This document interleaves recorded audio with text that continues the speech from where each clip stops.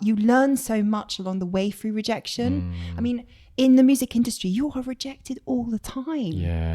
Yeah. And it can get you low. Sure. But then again, you need to use that as fight to get to where you want to achieve. 100% agree. Hello and welcome to the Go Encourage podcast, where I talk to real people about real life, trying to gain some insight into their experiences around building courage. Today, I'm joined by Jessica Diamond, who is an artist and a Bollywood violinist. She has performed in front of members of the royal family and the king of Bollywood himself, Shah Rukh Khan.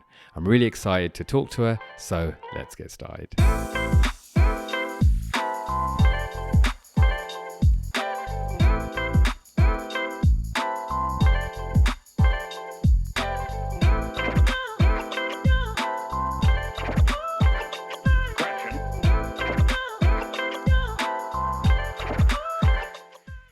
Welcome, Jessica, to the Go Encourage podcast. Thank you so much for having me. I'm really excited that you're joining us today.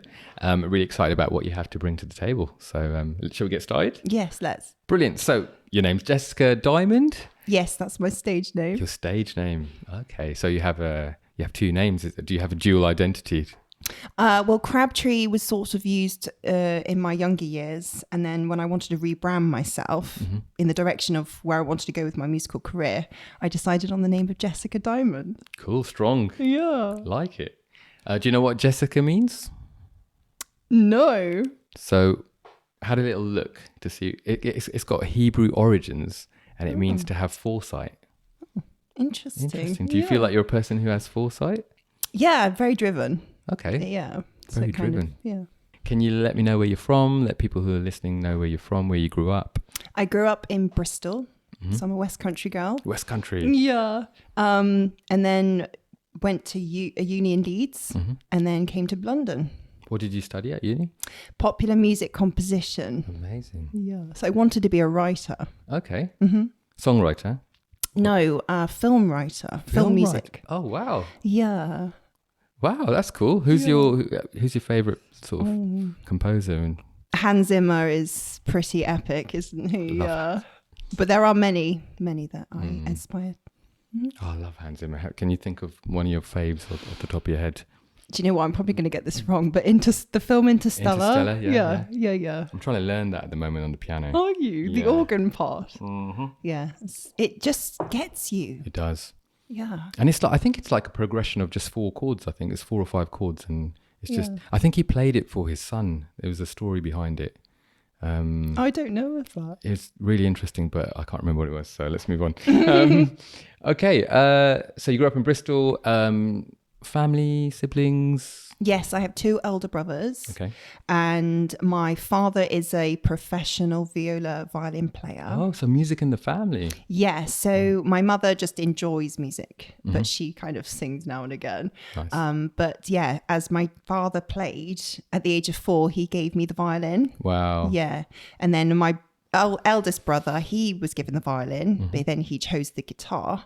Right. And my other brother played the cello, but then gave that up later in life. Okay. So I'm the only one that has taken music as my and carried it through. Professional career. Amazing. Yeah. What kind of music are you playing? What are you into? Professionally, sorry. Right. So Bollywood music is what I do. Sorry, I'm really excited. That's how I found out about you. Yeah. I was like, hang on, this is unusual. This is It is unusual. Yeah. Yeah. What's your favorite Bollywood song? Oh my gosh. I have like a top 3. Okay, go on then. So one is Kuch Kuch Hota Hai, the main theme song. Another one is from a film called Dilwale Dulhaniya Le Jayenge, which is like I think I've seen you play. It's which one's that? Tujhe Dekha. Yes. And then tough third one is probably Mohabbatein. Yeah, Mohabbatein. Yeah, love that. And I've seen you play all 3 of them. In fact, that's what came up on my Instagram. I was like, that's my song. That's lady's playing my song. What's going on here? What's going on? And then I think we sort of connected, didn't we? During the pandemic, I think it was. Cool. And your brother, if you don't mind me asking, guitar, is what genre? Oh, he just plays as he feels. Okay. He just enjoys music. Nice. Yeah. He's actually a model. Is he a model? Go, brother. Cool. And he's enjoying, does he enjoy that? Yeah, he has been the face of Fat Face. Oh, okay. Yeah. It's that clothing brand, isn't it? Yeah. Like the surfer kind of. Oh, vibe. yes. I went to Dubai in February with my family, and I stumbled across my brother in On a billboard. Yeah. What was in that a like? shop. Yeah. It was hilarious. Yeah. Mum and Dad had a photo with him in the shop. Nice. Funny. Yeah. Like it. Yeah. Parents must have been proud. Yeah. So when you were growing up, let's go back to, I don't know, around the 10-year-old mark, give or take. Was this something that you inspired to be when you were older? I always wanted to be a pop star. Okay. So I wanted to be a singer. Because growing up, starting at 4 with the violin, I was trained classically. So I had to do my grades and my scales, and I absolutely hated it. I was just being drilled into this conditioning. And I always struggled at school playing concertos with an orchestra, a solo, because it was all this quick technical stuff. And I'm just not a technical player. Right. I'm more of a feeler. Yeah. And then I don't really know why I wanted to be a pop star, but I just did. And I did dancing as a kid. Okay. Yeah. And then I went to university and did composition. So I kind of have changed my course a bit. All within the musical sort of sector, though, isn't it? And trying to find your way through. Yes. Okay. Yeah. And so how did you end up? Well, no, let's just say, what do you do now? What is it specifically that you do now? I perform at Indian weddings every week. Every week? Yeah. Do you love it? I love it. I really do love it. Yeah. Amazing. Yeah. And then, so how did you end up doing that? Like to go from where you were, technical and all the rest of it, not enjoying that, and then now ending up doing Indian weddings. Like how? So going to university, I was in the environment of bands. I did do my string quartet. I did do my string orchestra to keep that going. But then I started playing in bands. So the environment changed. And then I started to use my brain because I didn't have any music to follow. So I sort of stepped out of the box through uni. And the reason I got into Bollywood was because I was in a electric violin duo with another lady. Okay, electric violin. Okay. Yeah, it's do you remember Scala who went on Britain's Got Talent or X Factor or something? Yeah, and they played the violins electric. It was sort of like that, but we were a duo wearing glitzy outfits. We flew to all the Thompson Gold hotels in Canary Islands. And I had to remember a full hour's performance by memory. Wow. So that helped my growth stepping away from music. She asked me to do a gig in Manchester, which was an Indian wedding. Right. And at that gig was a singer and his agent. The singer asked to do a collaboration with me, Teri Meri, which went viral on YouTube. Oh, yeah. And then the agent saw an opportunity with me, and I just started walking brides down the aisle to their favourite Bollywood song in Indian attire. Amazing. And it just snowballed. And how did, for you, was Bollywood a thing for you? Or is it just that was the first time you did it? I didn't know anything about Bollywood. Wow. Yeah. So I always say, long story short, it chose me, as cliche as it sounds. Like it. Yeah. I was born here, but my parents are from India. And so there's been, a culture of watching Bollywood movies growing up, etc. To be honest, I don't anymore, but... Yeah. And so there's a real richness to the music. There's Indians are known for being a bit dramatic, and I think there's a lot of drama in the music. It kind of captures you, doesn't it? It really does. And I don't understand the language, albeit I've been in the industry for just over 10 years. But I can understand melodically how the emotion is being portrayed. And it is absolutely stunning. The instrumentation that's used, because it is different to Western style. I'm in awe with the music, and that's why I love my job. And I love seeing people's reactions with when I play, because obviously I can't play in traditional Eastern violin style because I wasn't trained. So I try to do the feel of the sliding, but then again, I found my artistry through Bollywood music because I've adapted the sound to how I can do it through my style. It makes sense. And it's such a unique thing to see as well. Someone from, if you don't mind me saying, outside of the culture, coming in and embracing the music with so much heart. And then I've seen a couple of collaborations with, I can't remember his name now, the piano. Bav. Yeah, that's right. Bav Royal Keys. Yeah, so it's really, really cool. It is lovely to collaborate with others instead of playing to backing tracks, because that's generally what I do. Sure. You get a different energy experience when you collab. So yeah. Amazing. Yeah. That's so cool. So it sounds like sometimes we have guests on the show who kind of like on the podcast that they come and, you know, they were going off in one direction and completely ended up in a different direction. But it sounds like there was a journey that you went on to get to where you are now. And it sounds like you found something that couldn't really be planned. Like you said, it found you, right? Yes. It took me about 6 years to find my sound as a musician. I was on this heart-longing journey because Jessica Diamond is the sound of my style of music. That's how it started. Right. Because I didn't want to be seen as a leggy blonde violinist playing the violin, because that's where I'd come from, doing the whole glitzy cabaret act. I wanted people to appreciate the music, not the person playing it. Right. So I'd gone on this really interesting journey. Obviously, then going into Bollywood, they dress, you know, elegantly and classically, and it just helped my journey to where I am now and my sound. Yeah. Love it. It all just bleeds It into all goes, one. yeah, absolutely. Yeah. Because did you start off doing something else as a side hustle? This is a side hustle, and maybe you were doing something else. A job. Yeah. No. You didn't. You just went straight into it. I just literally moved to London with £800 in my savers and said, this is it. This is what I want to do. There was one point where I sold my car because I couldn't pay my rent. Wow. Yeah, it was that. You went bad. all out. I did. That's amazing. Because rent is just so expensive. But then the momentum kicked up. So I did Shah Rukh Khan. Yes. And then just mental. Shah Rukh Khan, massive. I didn't know who he was. He's like King Khan, isn't he? Yeah. He's like the biggest Bollywood star. Yeah. How did that happen? Through Asian British Music. Okay. So he's an agent who helped my journey come back. So when I started in Leeds doing Bollywood, I then took 2 years out because on this journey that I was on, I wanted to be an artist. I didn't want to be a fly on the wall. And doing drinks receptions, you're just there playing background music and no one's really truly listening as such. Sure. They're all catching up with each other. So I just felt, you know, this isn't my purpose. I want to be an artist, hence why I wanted to be a writer and be known for my sound.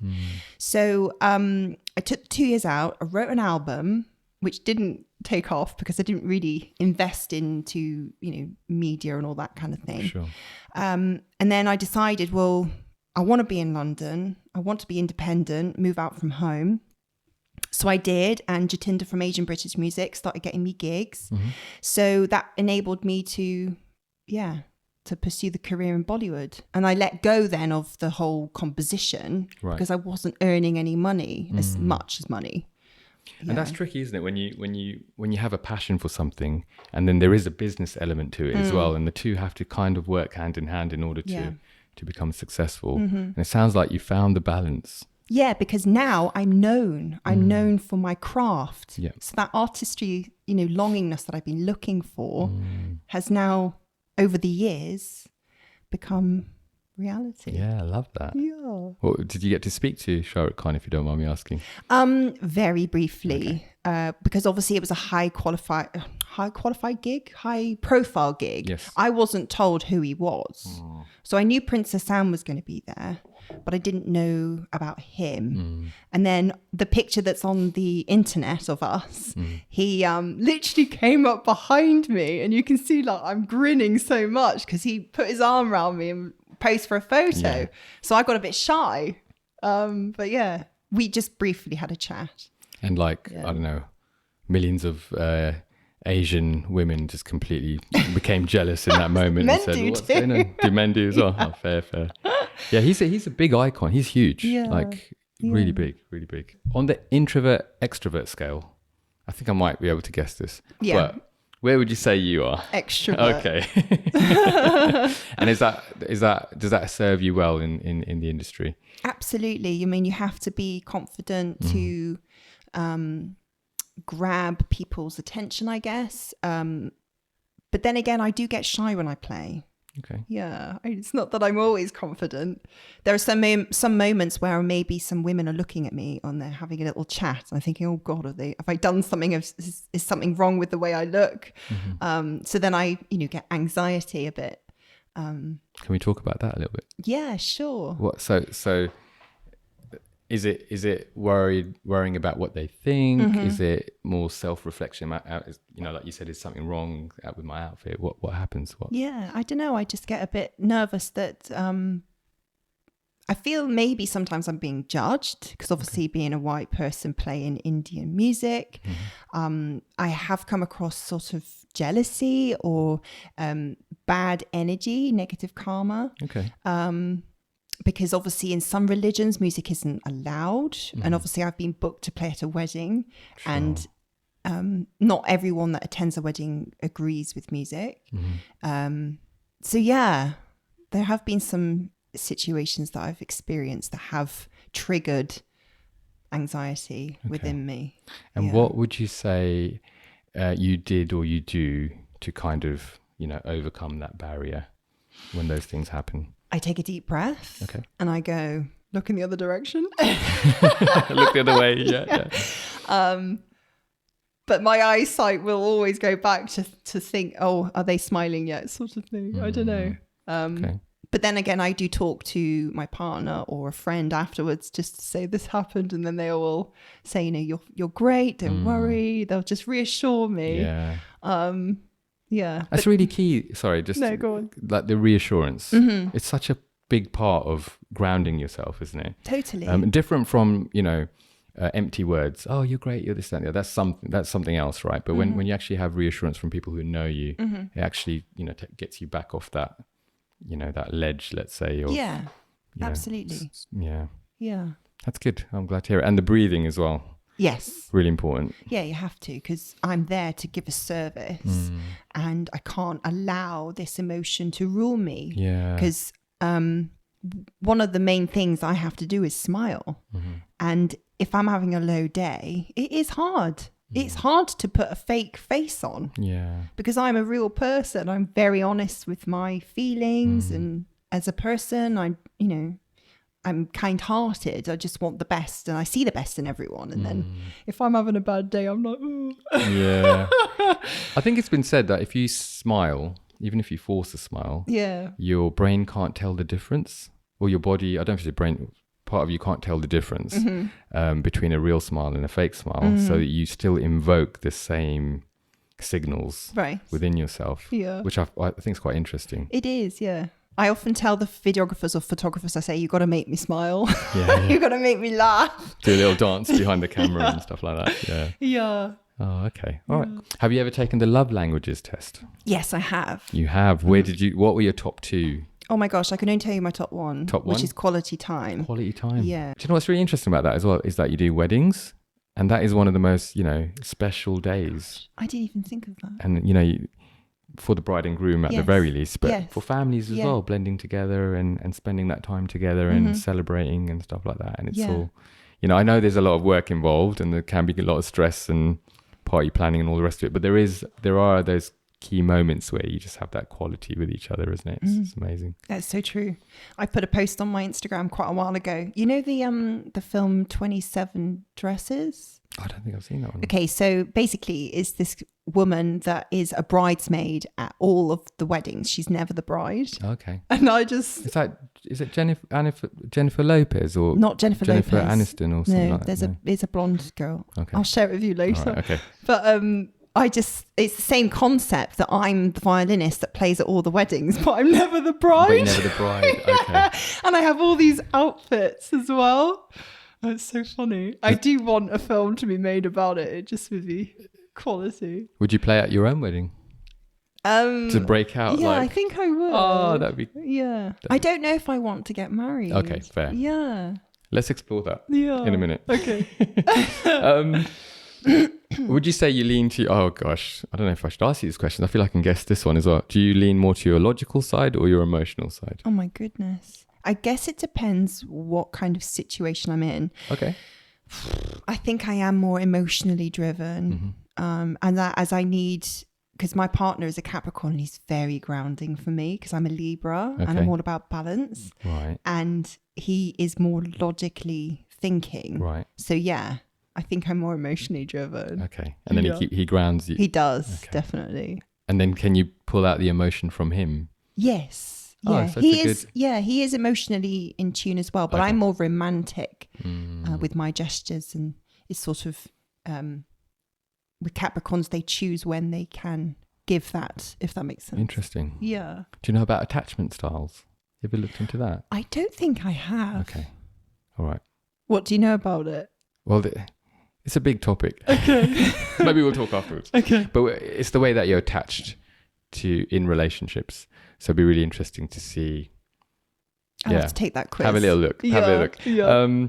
Are you a make things happen person, or do you tend to go with the flow? Ooh, that is a good one.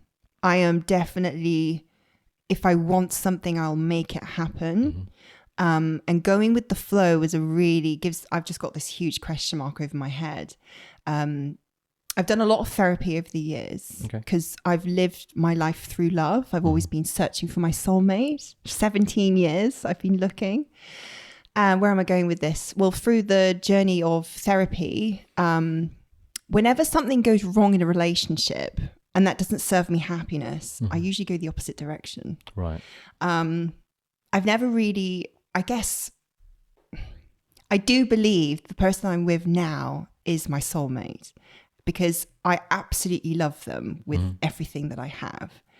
It's a different love that I've ever experienced in other relationships. And so I feel like I can stay. So if anything goes wrong, obviously you work through it and I don't feel like exiting, although I have done, but we've come back together, if that makes sense. You've reconciled. Yeah. So does that answer your question? Yeah, I mean, I find it, I'm fascinated. There's lots there. Yeah. I like that you found a safe space. How long have you guys been together? We've been best friends for 2 years. Okay, all right. Yeah, which is a different experience I've had because any other relationship, apart from one, I've sort of met them through online dating. Okay. So yeah, it's been a great journey to get to know them on a friendship level. And then romantically, it's only been since October. Okay. So Oh, that's significant. Was that like 7, 8, 9 months, something like that? Yeah. Cool. Yeah. Well, I really like that you've found a space where you don't feel like you have to run away from, or if you have had that experience, there's been enough there to bring you back and probably have the tough conversations, etc., and work through them. Yeah, because we it's so important to live in solitude. This is something I've learned over the past 2 years. Explain solitude. Yeah. Well, I was single for an entire year last year, which is the longest I've ever been single, and I had the best time. And you had the best time. Because I didn't have anyone else to answer to. I could be my free spirit because I like to be a free spirit. And I just didn't feel lonely. I didn't feel like I needed love from anyone else because I felt in love with the greater good. And I was busy with my career. Obviously, being busy really helps because you don't sort of tick around, ruminate. And then obviously being in the relationship now, although I want it to go a way that I would like it, it can't go that way yet. So I have to be in solitude again. I have to be happy within myself, and it's just so important. People don't quite know what solitude is because we have all these gadgets and distractions, When was the last time you went grounding? Right? Grounding? Yeah. Do you know what grounding is? I was like, what is that? What? When you go barefoot on the ground. Oh, okay. Yeah. When was the last time? When I go out the back on the grass.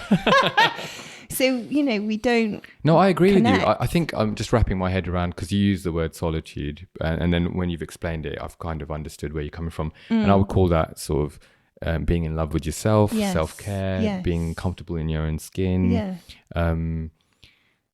It's almost like we rely on people for the thing that is already within us. And if we turn up for ourselves, I like that you said the greater good, because I also think that there's a greater good.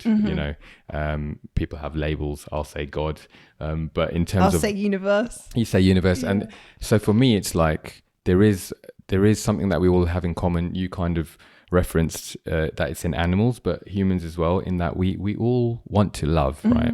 And we all want to be loved. And I think it starts with loving ourselves. Yes, which can sound really selfish in one way. It could sound really out there in another way. And I think it's really important because then you're not looking for messing up my words there. You're not looking for fulfillment in another person. Outer source. Yeah. I think it's really important. And not a lot of people do the work. So well done you for... But it goes back to the point where I enjoyed my life better when I have a physical form of energy. Sure. So I'm still in the yo-yo of finding my solitude. Sure. But yeah.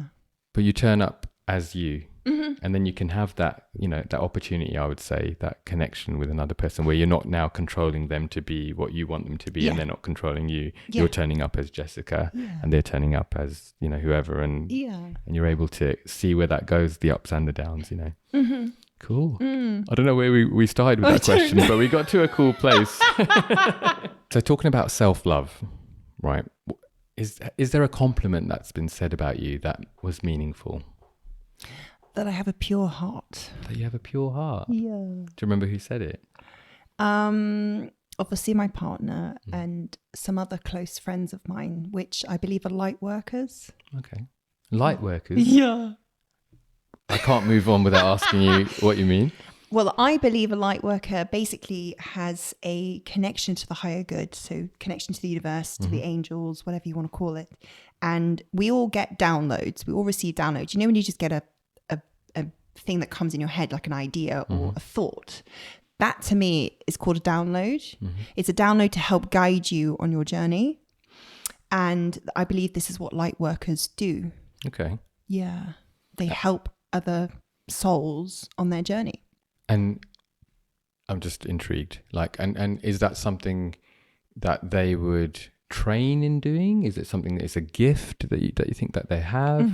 I do. Well, yeah, you can get other forms of light workers like Reiki or plant medicine healers, which are all working with the energy of the universe and the plants, etc. There's all forms of energy.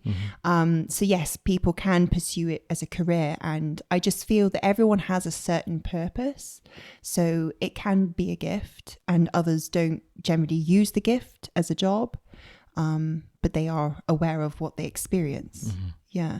I did this one video on my Instagram where I drove to Glasgow for a gig. I then decided to do some grounding and I hugged a tree and just sat at the bottom of a tree.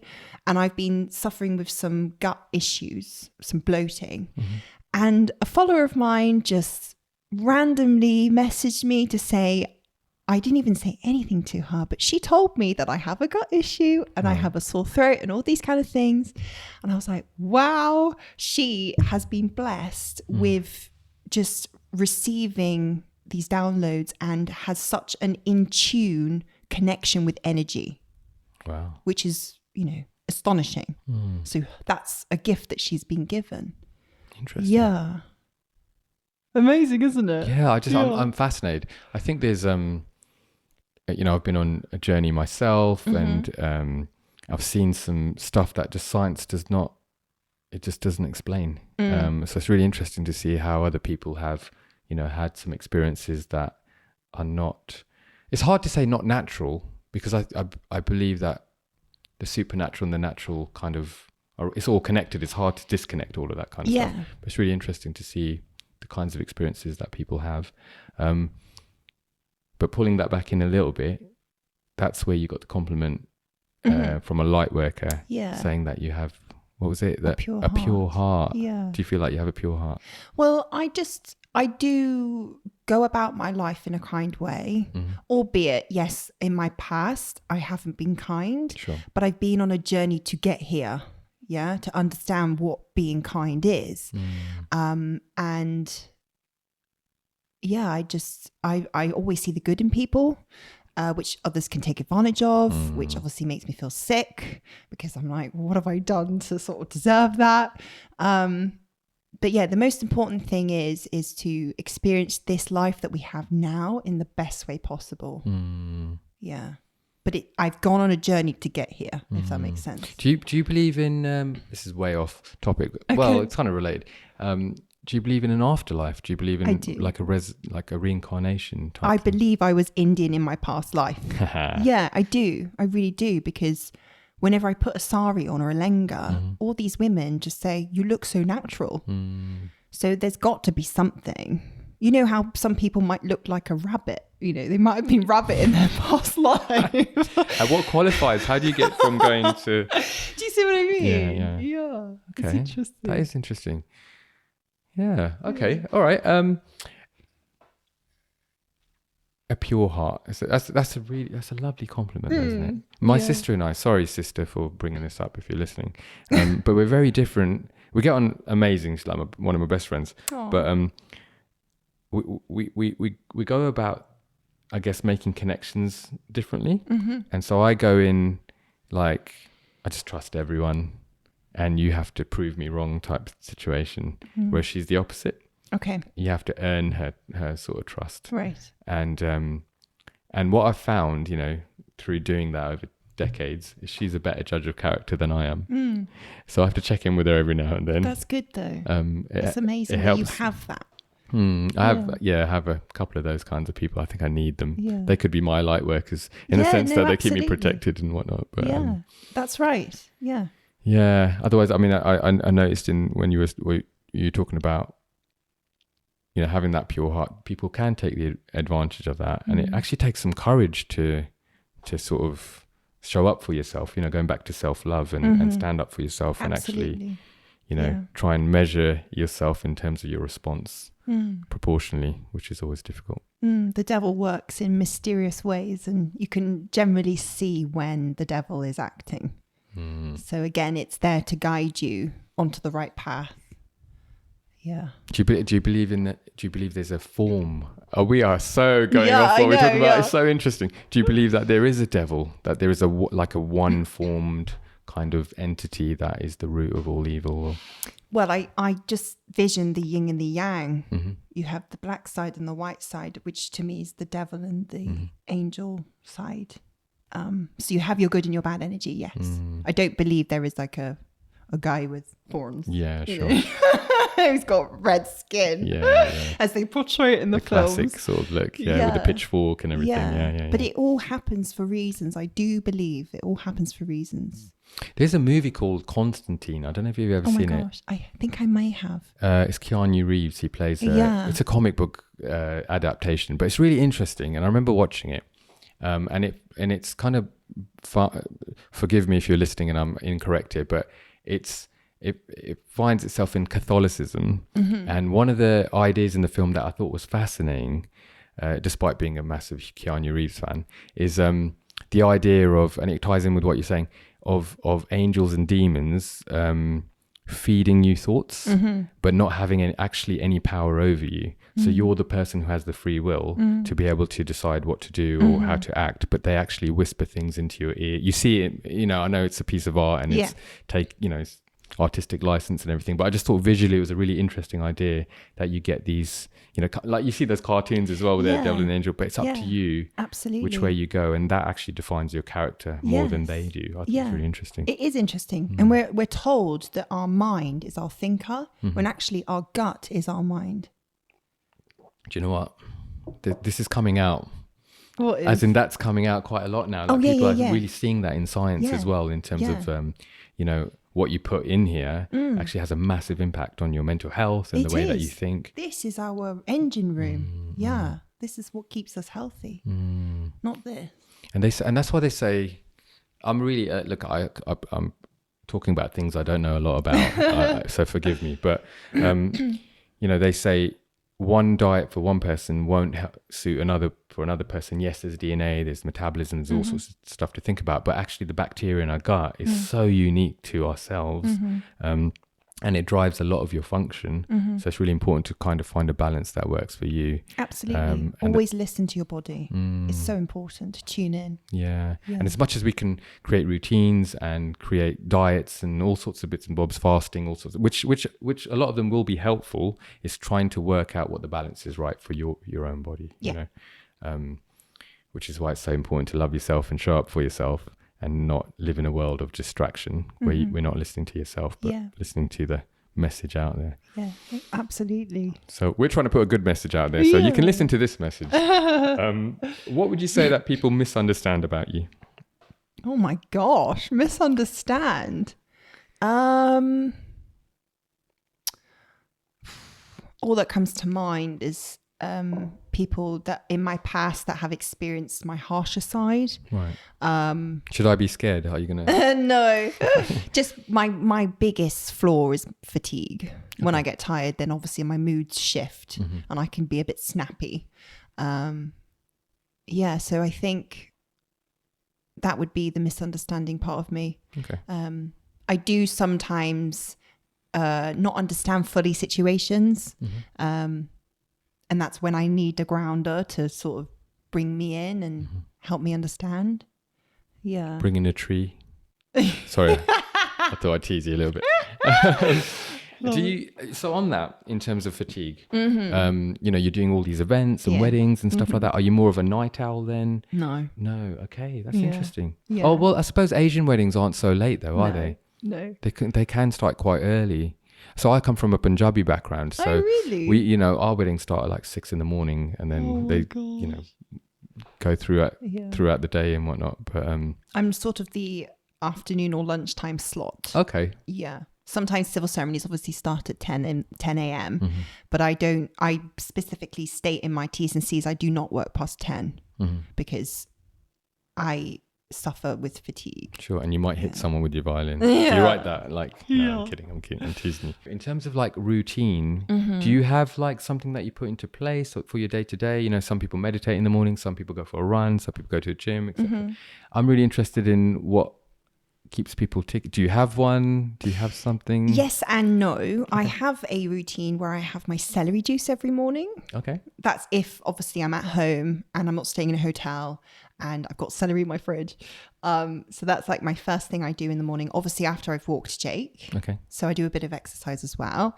So you've woken up, take Jake out for a walk, yep. Come back, do my celery, have my supplements because I'm vegan. So I have my D3, B12 and my omega-3. And I have some garlic tablets. Garlic tablets? Do you ever take garlic? No, what's the garlic tablet? So I am pretty confident that your grandparents or of generation going back will have eaten raw garlic in the morning. Okay. You'll have to find out for me. I'm not surprised. Yeah. It's like the best thing you can do for your body, garlic. Okay. As it's a natural antibiotic and it purifies and just, it's good for you. I know it's in a lot of Asian dishes as well. I know that some people have, is it garlic or is it ginger? Probably ginger. Turmeric as well. Yeah. What do we call that? Haldi, I think we call that. Yeah. And they're all like, really good for you. They're all, really good. So that's basically my morning routine. Okay. Exercise wise, I try to run when I can, but I sprained my ankle in January, so I haven't been able to do that. What goes through your mind when you run? I don't understand runners. Oh, really? I mean, I don't run far. Okay. I just run to sort of keep myself trim as such. But eating clean, not eating refined sugar. Obviously, I'm a plant-based eater. So that helps keep my body weight at a stable weight, which is amazing. Because when I used to be vegetarian, I was like yo-yoing with my weight. Okay. So I think that was my filing case. That's okay. Okay, yeah, that's interesting. And so in terms, so nutrition's important to you. It sounds like that's a big part of your morning routine. Yeah. And then do you have any anything, because I know we talked a little bit about self-care and self-love. Do you have a go-to that maybe helps boost your mood, boost your, some people go spas, some people go retail therapy or whatever. Bed. Sleep. Yeah. Good old sleep. I lack a lot of sleep. Yeah. I struggle with sleep actually, which is really frustrating. Going to sleep? Yeah. Like I'll wake up in the middle of the night. Oh, okay. I don't quite know when it started. I think it started when I moved back to London and lived in my friend's house. But I don't know. Anyway, magnesium really, really helps. As soon as I take a tablet, I'm out. Oh, okay. That's interesting. So that's good. So I'm obviously lacking that.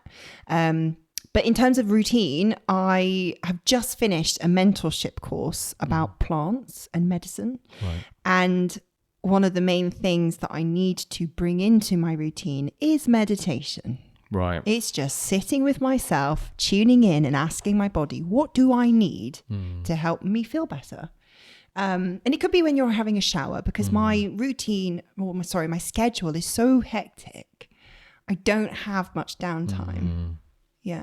That's good that you trying to catch a moment. So I mean, shower's great, isn't it? In so terms you can envision you cleansing. literally can't do anything else, right? Right. So you might as well fill your mind with something. I tend to listen to music in the shower, but do you? yeah. Oh, right. Yeah. That's good. That's I really just put my good. phone on and just like, cool.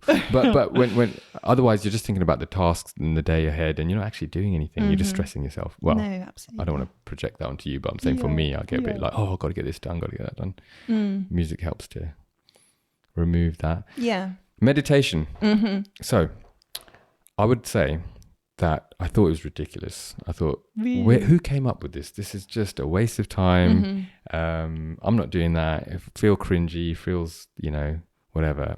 And then you do it. And then you go, oh my goodness, this is powerful. Yeah. And my understanding of meditation is to bring a thought, whatever it is, whether it's a piece of scripture, whether it's a quote, whether it's breathing, and focusing on one thing. But it's about bringing something to the forefront of your mind and allowing that to be your focus, whatever it is. And then that was a game changer. Yeah, it's amazing. It's incredible, especially for anxiety, or I don't suffer from this, but I know that some people get very ragey about stuff, and it really kind of just gets you from your sort of fight, flight, or freeze state into more of a grounded state where you're thinking with the front of your brain. So I'm just saying that because if anyone's listening and they think meditation is like not worth trying, not for them, try it. But there are different types of meditation. Absolutely. Yeah. So I did Headspace. I downloaded the app Headspace. This was like 4 years ago. And I was just laying there and I couldn't get into it. I was like you say, meditation is rubbish. It's not for me. But then again, I have found other ways to meditate. So when I take Jake for a walk in the morning, that is a source of meditation. It's not me laying down and tuning out, but I'm there just switched off. I'm switched off. My brain is not going on. Or I get to a gig and I get there early and there's woodland and I just go into the woods and I look up and I'm just like, wow. And Take your shoes off on the ground. Yeah, ground myself and I just listen to the trees and the wind. I just listen, and that is a form of meditation. Have you ever tried sound bowls? No. So I went to Camden and I bought myself a sound bowl, and although it looks really pretty and generally it's just there to look pretty. What does it look like? A sound bowl? Yeah, so it's just a copper or a brass. It's a brass bowl. Brass. Dance. Bath. And you just ping it and it creates this vibrational sound. But they have different pitches. Interesting. And I, being obviously a musician, very in tune to music, and maybe because of you listening to music in the shower, you will be really responsive. And it is so interesting. And I was like, whoa, what is this? I feel all fuzzy. Yeah. So that's another form of meditation. Okay. I know it's a big topic, isn't it? Yeah. There's so many different sort of ways people can go down. Some of them could be spiritual, some of them can be, functional, some in terms of getting, again, like moving away from here and up here. But a lot of it is around, being focused or being present in the moment around you, and listening to maybe your heartbeat or just the sounds around you. And it's experiencing life as opposed to making something happen. Sure. Interesting. It's beautiful. Let's talk about courage. Okay. What comes to mind when you think of the word courage? What does it mean to you, Jessica? I guess coming from a journey of darkness and fear and anxiety, and then coming to the present time where you feel in a good place. That's courage to me. Yeah. Can you think of an example in your life where that happened? Oh my gosh. Courage. I guess pursuing my musical career and not giving up. Because I did give up. For 2 years I gave up. I was like, I've had enough. I'm done. What was the thing that made you think I'm done? Like I'm out of this? Because I wasn't getting what I wanted. Right. And that's generally, I want to be this artist. Yeah. And I've worked hard. Yeah. But that was only 24 at the time when I gave up. But then again, I created a beautiful album. So what happened to that? Like, is that still available? Yeah. Where can people find that? Just on Spotify. Spotify. What should they look for? I'll put a link in the description as well for you. But you just type in Jessica Diamond, and I come up with my album. Spiral Reflections is my single. Reflections is the album. Okay. And what was the heart behind the music in that album? Oh my gosh. Well, once you hear it, it's very up and down. Okay. So it just reflects my inner voice, basically. And is that violin? Okay. It's all instrumental music. Right. So it's all written for a film or for a TV jingle. So some tracks would be a minute and a half, or they'll be 5 minutes long. So yeah, it's sort of my portfolio. Oh, I'll check it out. Yeah, do. And when did you do that? Oh my gosh. I think in 2015. Okay. This is a long time ago. Sure. And I'm trying to make a second album. Okay. It's just getting the time together to... Do you have a... you might not want to share this because you might want to keep it close to your chest, but do you have a vision for the second album? It's just a portfolio of what I write. So it's all different styles of music. Obviously, the first album being completely instrumental, there wasn't any lyrics or vocal songs. So this next album will have sort of pop tracks that are there with lyrics and things like that. Okay. Yeah. Interesting. Exciting. Okay. I think, we looked at why you stepped away from it. You weren't getting what you want. It wasn't going in the direction that you wanted to. So how did you overcome that? Because obviously clearly you are where you want to be now. Yeah. How did you get from that point to being where you want to be? I'm going to hate saying this, but it was money. Okay. Yeah. Because I was able to actually go out and do things. Obviously coming to London with £800, I couldn't really do anything because that money was going to my rent. Sure. Tell us a bit about that story, because we paused that earlier on, didn't we? Yeah. So coming to London, you've got 800 quid and you've got to sell your car. Yeah. So what's going through your head? Like, what kind of state were you in when you were... Gosh, it was stressful, obviously. But I like a challenge. So I was just like, I can do this. This is fine. And I'm a great believer in manifesting. It's quite astonishing. It only really works when you are on a certain vibration. Okay. If you are below that vibration, you need to work on yourself in order to get to that vibration, in order to achieve what you desire. Right. So I'm very strong in believing that. So if I'm not on that particular vibration, because I hear what you're saying, but I just want to try and tease out what that could look like for somebody. Okay. How would they know that they're not on the right vibration, or how to raise their level? What are the indicators, would you say? So what comes to mind is that, so if you're in a low state of mind or low energy, generally you won't attract positive outsource of energy. You just reflect what you're going to get, if that makes sense. Okay. So whenever you're in a low vibration and you're not happy with things in life, the universe, I believe, is trying to teach you gratitude in order to then achieve how you want to get to where you want to go to, if that makes sense. Yeah, it does make sense. I don't believe you can attract £10,000 if you're not in a good frame of mind, because you can't just want that money. You have to work to it. And in that state of working, you learn so much. So there is a purpose of a lesson behind these things, if that makes sense. Yeah. I definitely believe that. I'm not sure my analogy was right. I mean, I understand what you're saying. Yeah. And I think that, there's always opportunities for growth and learning and development. A better one actually is, if you want, so I know I said I didn't necessarily want to be married, but in order to have a life partner, one has to be on a level of maturity. Sure. And that's what I mean. If you're not on that level of maturity, you're not going to get the life partner because you're not ready. So that's a better way of saying it. Yeah, no, that's good. Okay, so you were in, I know we took a little sidestep there, but I thought it was really interesting. So you're at a place now where you felt your vibration, your energy level was at the right place now. And then what happened? How did you were talking about manifestation. You were in a stressful situation. Oh, right. Yeah. So gigs start coming in. I guess because when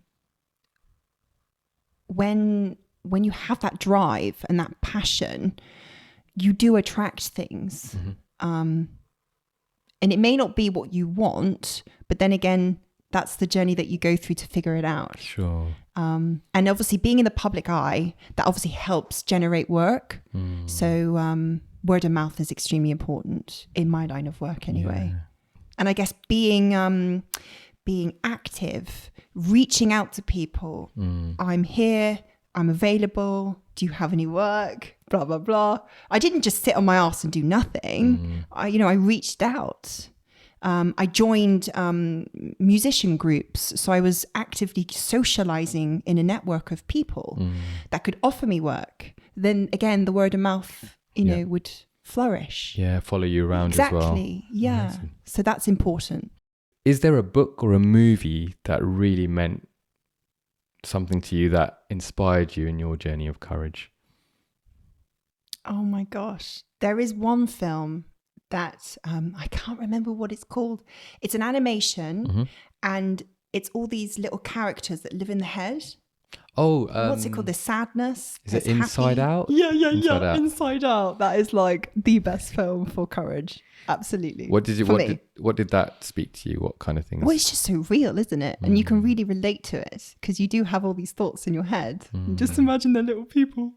Yeah. Yeah, just doing their little rounds and knocking each other out. That's it. Yeah. And I just loved it. I thought it was a really beautiful rendition of emotion. So when that fear emotion rises its ugly head, let's say, I mean, I think fear is important. I think it's really important. Oh, yeah. I think it's part of our, evolutionary, life journey. We need fear. It's really important. It's an indicator that something needs to be done or there's an action that needs to be taken or that you actually care about something, the fear of having a good performance and not having, because you care. If you didn't care, you wouldn't bother. You wouldn't be scared. You just go on with it. So fear is important, but I would say my question to you is, when that sort of turns up in your mind, what's your go-to, or what's the strategy that you use to overcome fear? Well, let's talk about it in musical terms. Yeah, let's do that. I do get nervous before I play. Sometimes I don't. It just depends on my energy. And funnily enough, playing the music just eliminates the fear. Sometimes if there's a difficult passage when I'm playing, then the fear kicks in and I'm like, oh no, am I going to do it? Am I going to make it? But yeah, it's generally just, it's changing your energy frequency and then you overcome the fear. And do you do that consciously, or do you just go, I'll just take a leap of faith and just, right, I'm going to go for it. Leap of faith. Yeah.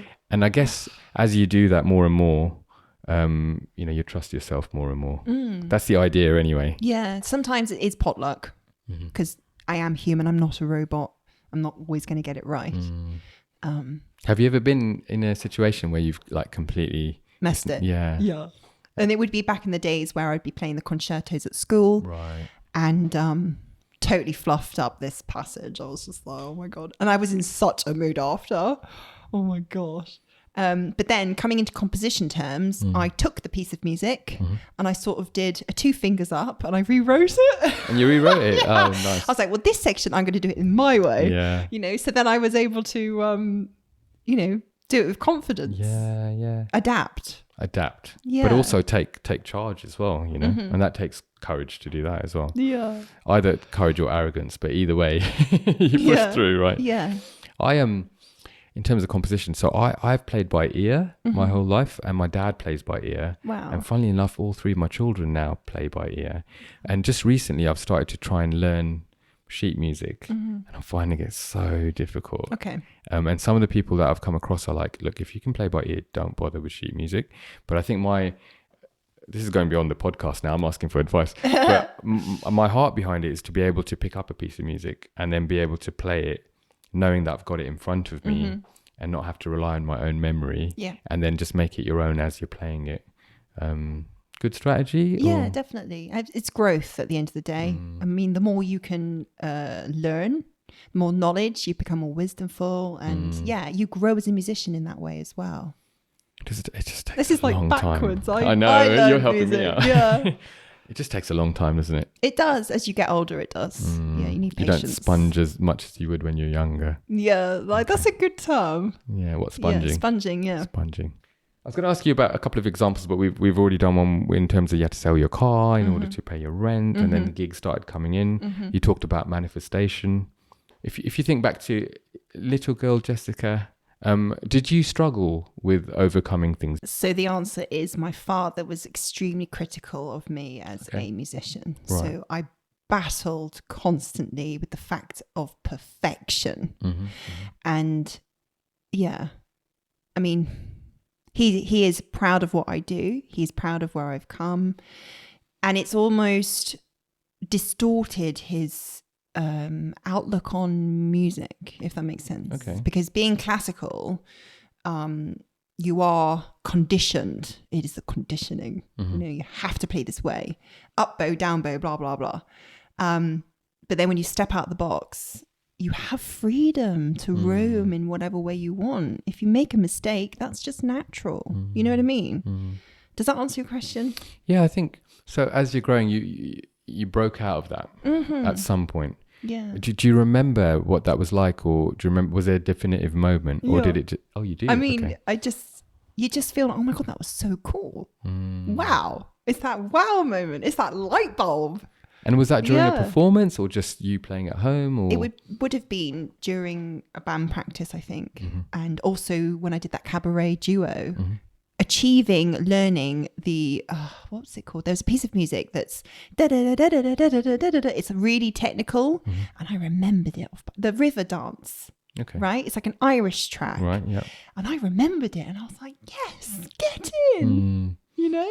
And that was the moment where you were like, okay, Yeah, I can come I away can do from this. the shell, the matrix or whatever, Right. and just be free. Yeah. Amazing. So if someone was listening and they were, whether they're on a musical journey or some other journey, if you were to give them a piece of advice in terms of, chasing what they want, I think you come from a really interesting perspective, because you know where you were going. You know that you wanted to do things outside of like being conditioned, let's say, and now you're sitting in it. You clearly enjoy what you do. You're blessing people with your music, and you're bringing much joy to people's lives on a very special day. People at home listening, if you were to give them a piece of advice, what would it be in terms of chasing that dream? Planting seeds is so important because you never know which vibration of that seed is going to come back. So yeah, planting seeds is really important. Going out and meeting people in the sector that you want to go into is important. Don't put your eggs in one basket. Just be out, just go out and just mingle. That's what I would say, I think.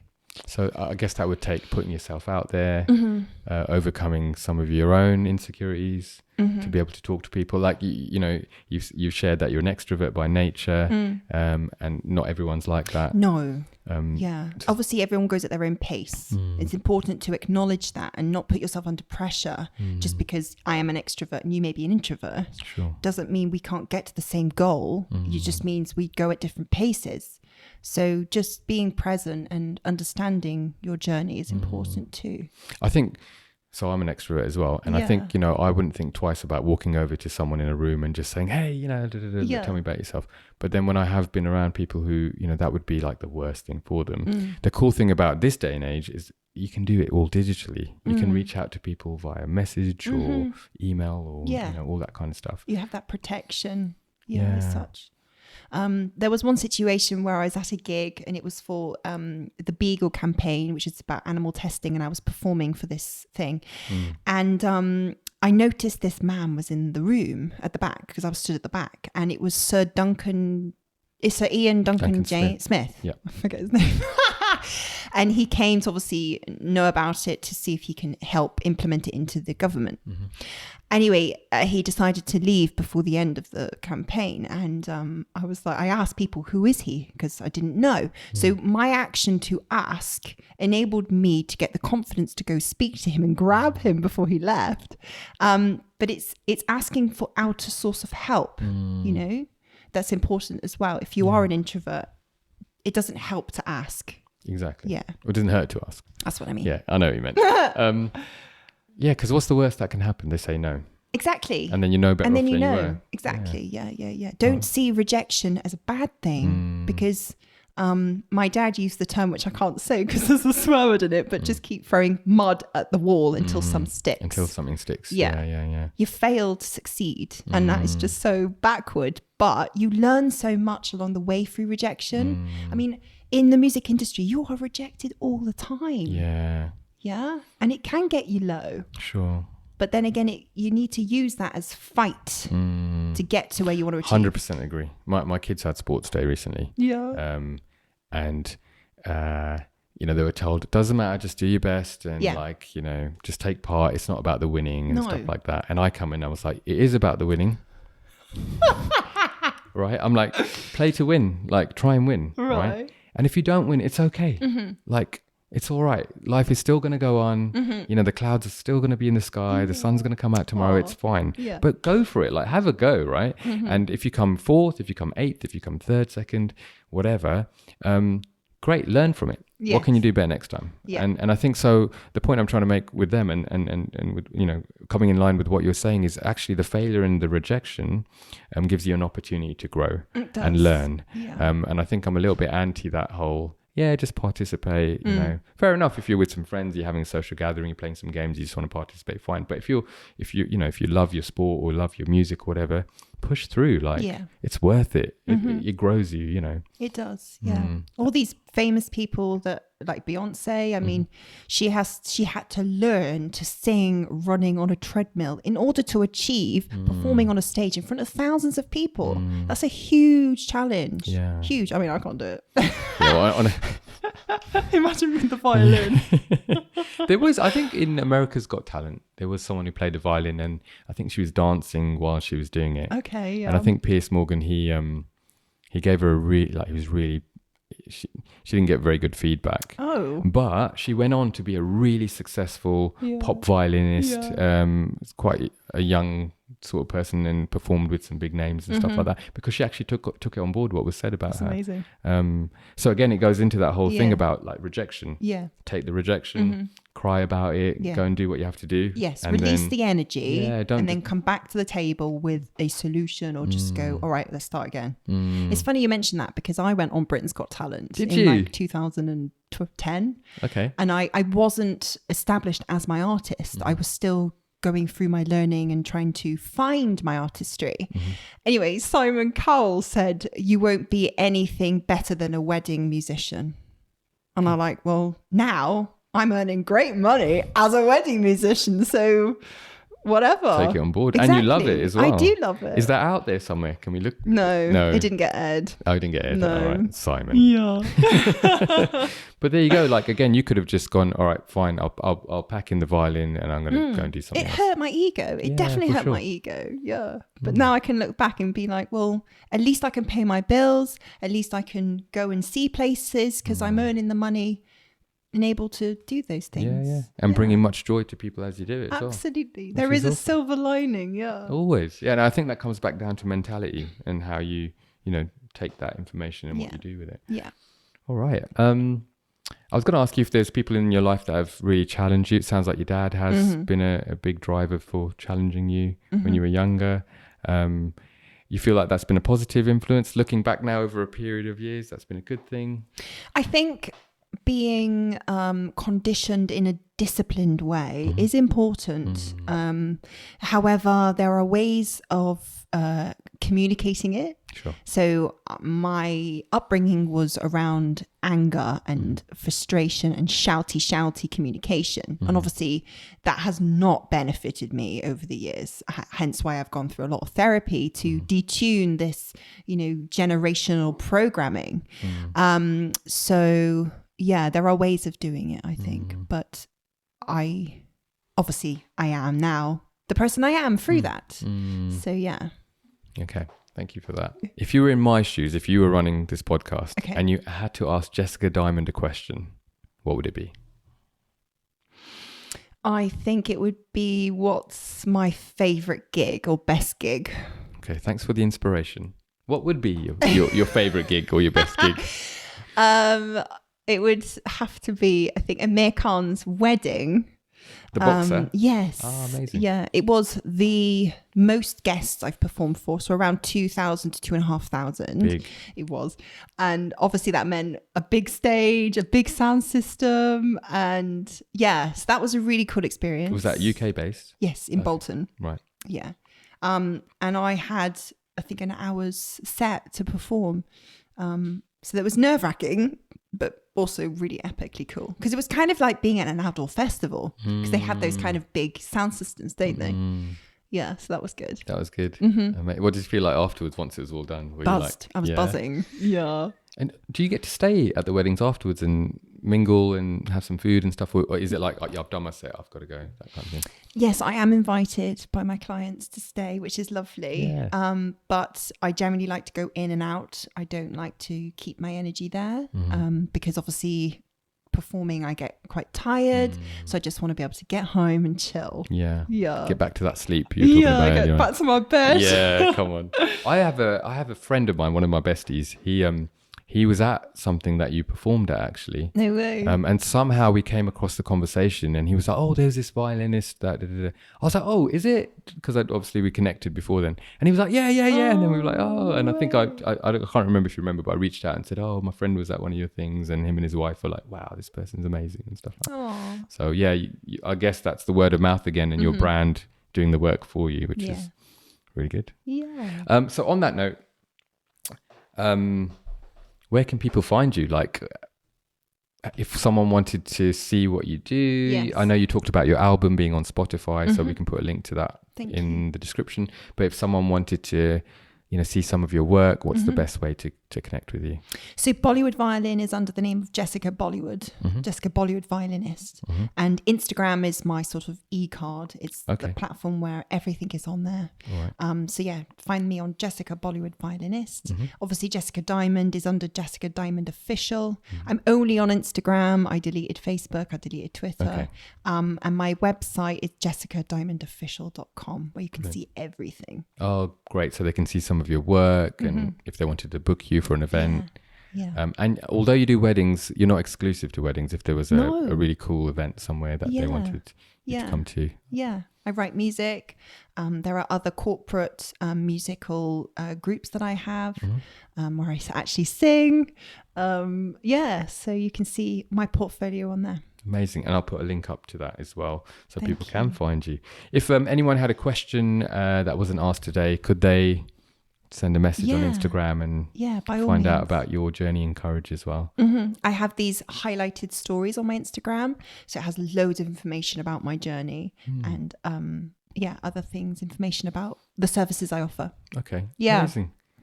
Thank you so much for coming on the Go Encourage podcast. Yeah, I've really enjoyed myself. Yay. Thank you. I'm glad. I think we connected during lockdown. And I'm just throwing this in there because we talked a little bit about maybe the introverts that don't sort of reach out or manifestation.